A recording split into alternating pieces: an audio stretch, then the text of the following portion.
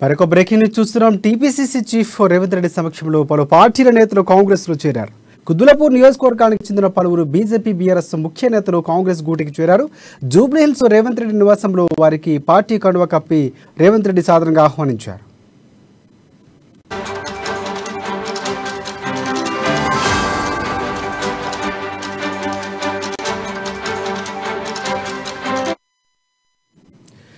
మరొక breaking news చూస్తున్నాం. TPCC chief Revanth Reddy సమక్షంలో పలు పార్టీల నేతలు కాంగ్రెస్లో చేరారు.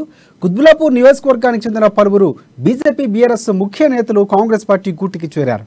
జూబ్లీహిల్స్లోని రేవంత్ రెడ్డి నివాసంలో వారికి పార్టీ కండువా కప్పి ఆయన సాదరంగా ఆహ్వానించారు.